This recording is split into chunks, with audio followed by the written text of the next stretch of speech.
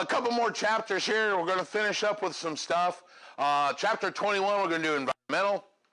And in the environmental, I love telling people that I can make it short and sweet or long and boring. What do you guys want? No one has ever said long and boring. We could be here for hours because this is what I did in the corporate world. We can talk all about the biology. We can talk about all the interaction and chemical interaction, but nobody really cares. The one good thing about this chapter is I get to use all my nuclear engineering jokes that are great. Like, tin and silver are standing in a bar and gold walks in and they're like, hey, you.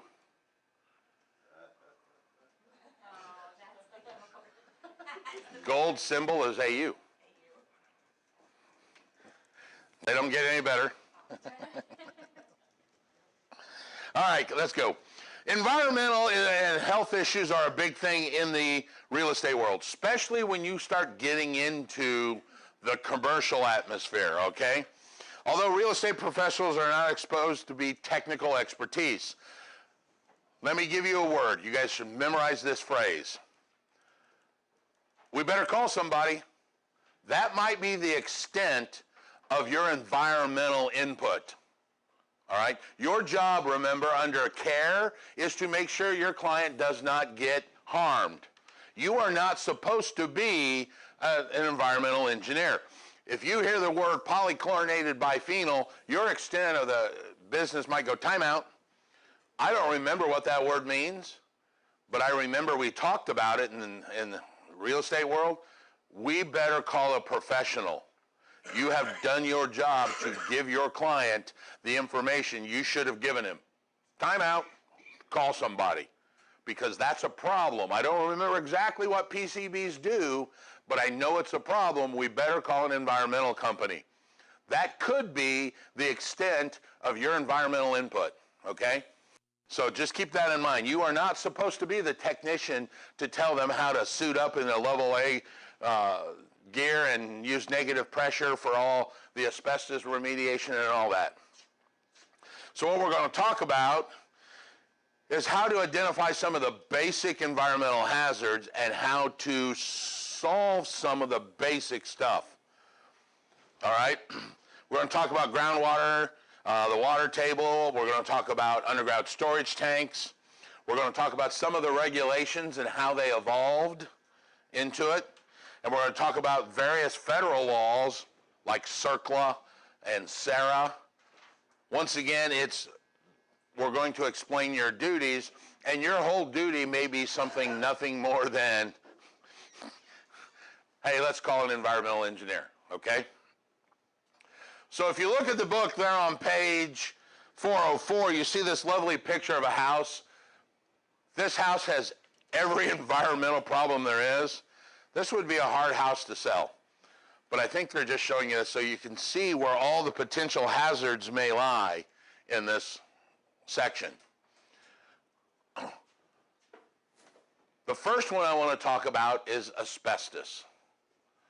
Asbestos is a rock, believe it or not, and it's fire retardant. Hence all of the asbestos racing suits they used to have, asbestos gloves for you guys that are cooks. They got asbestos brakes for the heat that is caused by the friction when you stop your car. The only problem with that is what? We found out later, no. Asbestos is a problem, all right? It can get in your lungs and ties up the alveoli and reduces the amount of oxygen that gets to your lungs. It mimics the emphysema, if anybody's ever seen emphysema, those people that wear the cannulas and carry the oxygen tank around to get more oxygen. Because their blood is transferring less oxygen, they need higher content of oxygen in the air. And I'm sure you guys will sleep better tonight knowing that. The biggest problem with asbestos is that it is what they call friable. Friable. Friable means it can easily be crushed into a powdered form, kind of like these those ceiling tiles that we got here. You can take that tile and crush it, really simple, and it becomes in fibers and dust. That then gets into your breathing zone and causes problems. So it's friable is the bad problem. Okay? You do not want to get it in your breathing zone and breathe it in. So the answer to asbestos is encapsulation. Do not move it. This is the new concept. It used to be go in and scrape it all out and have these people wear the negative pressure suits and all that and create all this hazardous waste that you had to get rid of. Now it's much simpler to encapsulate, which means to cover it up. If you guys seen those black and white square kitchen tiles from like the 1950s and 60s in a bathroom, those are asbestos tiles, all right? And the mastic, which is the glue that holds them on, that's how the glue works. The fibers bind. Those fibers are asbestos. You do not want to go in and start scraping that kitchen floor up because you're going to break all that stuff up. It's going to be in your breathing zone. You're going to breathe it. So what you want to do is lay a new floor right over the top of it. Encapsulate it. We're going to get to the sidings on the house. What about the ceiling, texture ceiling? I don't think a textured ceiling is asbestos. I mean, you still have issues. You start sanding stuff off, you're going to get dust. The problem with asbestos is it's a fiber. And when you breathe it in, it wraps around the alveoli. See, you're forcing me to get into the biology. It wraps around the alveoli so it can't fluctuate. Yeah.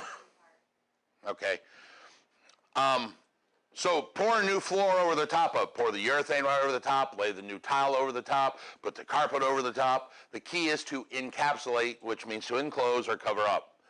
The other major form that you see asbestos in are those old gray shingles that used to be on the outside of the house. I grew up in one of those houses. It hadn't bothered me yet. You want to just put the siding over the top of it. You don't want to tear that shingling off because then it becomes the problem. So you want to encapsulate it, cover it up. Just put the new siding right over the top, all right? Is there a year that they give? 1978. No. Oh, 40s. Okay. No, there is no year. Asbestos that's there is still asbestos that's bad. So there is no year. There was a company called Johns Manville that went out because they were blowing insulation in there that was using fiber, which was really cool. Matter of fact, they sprayed it into the Sears Tower because it's fire retardant. Didn't until we realized later, nope, it's a problem. So the entire Sears building tower in Chicago is sprayed with asbestos. I thought it was pre-1978. No, Okay. that's lead. We're talking asbestos here. The asbestos isn't made anymore, but what I'm telling you is there are still houses from the 40s. I just saw one Monday. We went out and looked at a house. House was built in the 40s, still has the gray shingles on the side. All right? So you want to encapsulate it. Encapsulation is the key because it's friable. You try and break one of those shingles off, it's going to rip out and it's going to break, and all that dust where it breaks is right in your breathing zone. So just encapsulate it. All right? The second thing, and this is probably the one that you will deal the most with in the residential world, is this thing called lead-based paint. Lead-based paint. Probably the single largest hazard for the environmental world that we still have. The date you want to emblazon upon your brain. Michelle, now say it. 1978. They quit using lead-based paint in residential purposes in 1978. So any house built, or let me take that back. Every house built before 1978 requires that lead-based paint form, which we're going to cover here in a minute. Houses built after 1978, it is not required to use the lead-based paint form. So do we still make lead-based paint? Yes. We just don't use it in housing. Lead-based paint helps the color hold, dries faster, all of that. Some of you may remember when we went away from leaded gasoline, right in that same time period. Same reason. All right? China still uses it on their toys. You guys remember that about 4 or 5 years ago? All the toys that were imported were painted and the kids were chewing on the toys. That's the problem. Lead-based paint affects every human exactly the same. Central nervous system, the brain stem, growth platelets on your bones, all of that. It just so happens on most adults, all of those are already formed. That's why we're more worried about children getting it, because they're still forming their nervous system and their brain stem and their growth platelets. And if anybody's ever seen the movie Tommy Boy, remember in the one scene Rob Lowe asked Tommy Boy, did you eat a lot of paint chips when you were a kid? He's inferring that he had a mental deficiency because that's what it would affect, the brain stem, the central nervous system, all of that. But it affects all humans the exact same way. What? No. Did he say yes or no? The house we just put an offer in, the realtor did not include the lead-based paint form in the listing, and it was built in 1953. Yeah. So that kind of hung up. Yeah, that will stop a deal. If the lead-based paint form is not in the paperwork, the title company will stop the deal. Hey, we got to solve this. And we can't close right now until we get this solved. All right? Most agents now in today's technology have the lead-based paint. You have your seller figure, the seller's disclosure form, and the lead-based paint form, and then you can attach it to the listing in the MLS. So now instead of shipping it over every time like we used to in the old days, now when the agent's on the MLS, they can click the picture and it says attachments. You click the attachments and there's the lead-based paint form and you just print them out and hand them to your buyer client. Yeah, that's where it was not attached. Yeah. Well, once again, it's a technology thing. Some older realtors still do it the old-fashioned way where they wait for you to make an offer or they wait for you to get a showing and then they send it to you. All right?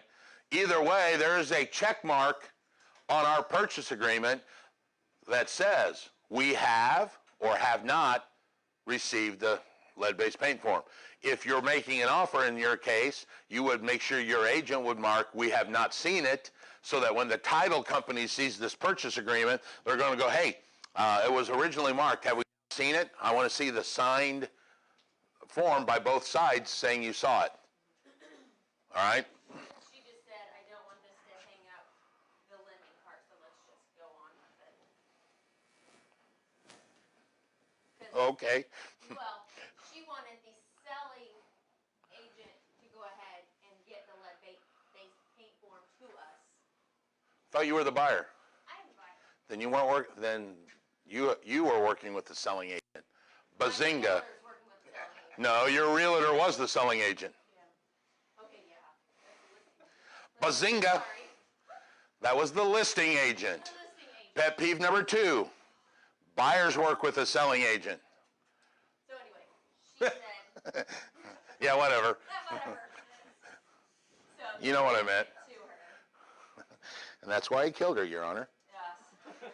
I feel like I need to be killed right now. No, I was actually thinking of an old joke where the husband and the wife are arguing about who the star was. And she said, no, it's so-and-so, it's so-and-so. And they finally rented the movie and they watched the whole movie. They got to the credits and it was what the guy said. And she goes, well, that's what I meant. That's what women do. Well, that's what I meant. And that's why I killed her, Your Honor.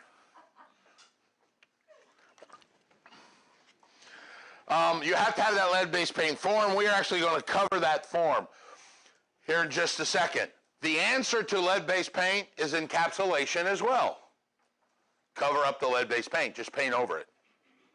All right? Now, there are some rules once you start getting into management different than selling, because this form actually goes for tenants as well. Same form, it just replaces the word buyer with the word tenant.